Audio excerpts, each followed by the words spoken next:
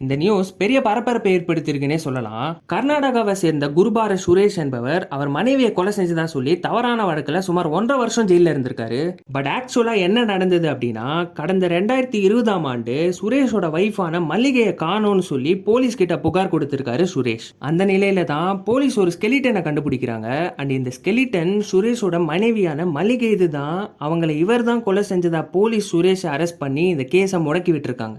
இந்த நிலையில கொலை செய்யப்பட்டதா சொல்லப்பட்ட மல்லிகை சுரேஷோட நண்பன் மூலியமா உயிரோட தான் இருக்காள்னு தெரிய வந்தது. இதை தொடர்ந்து அவங்கள பிடிச்சு விசாரிக்கும் போது தான் தெரிய வந்தது, சுரேஷோட மனைவியான மல்லிகை அவங்க காதலன் கூட பக்கத்து ஊர்ல தலைமறைவா வாழ்ந்து வந்திருக்காங்க.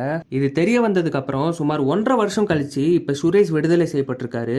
இதையும் தெரிஞ்சுக்கோங்க, பொய் சாட்சி போன்ற தவறான செயல்களில் கவர்மெண்ட் அஃபிஷியல்ஸ் ஈடுபட்டாங்கன்னா செக்ஷன் 197 ஆஃப் சிஆர்பிசி ஆக்ட் கீழே தண்டனையானது தரப்படும். இந்த கேஸ்ல இன்னமும் சில விஷயம் தெரிய வேண்டியது இருக்கு. கண்டுபிடிக்கப்பட்ட அந்த ஸ்கெலிட்டன் யாரோடது, 1.5 வருஷம் ஜெயிலில் இருந்த சுரேஷ்க்கு என்ன காம்பன்சேஷன், இதெல்லாம் இதை பத்தி உங்களோட ஒப்பீனியனை கமெண்ட் செக்ஷன்ல சொல்லுங்க. மேலும் சட்டம் தொடர்பான செய்திகளை தெரிஞ்சுக்க நம்ம சேனலை சப்ஸ்கிரைப் பண்ணுங்க.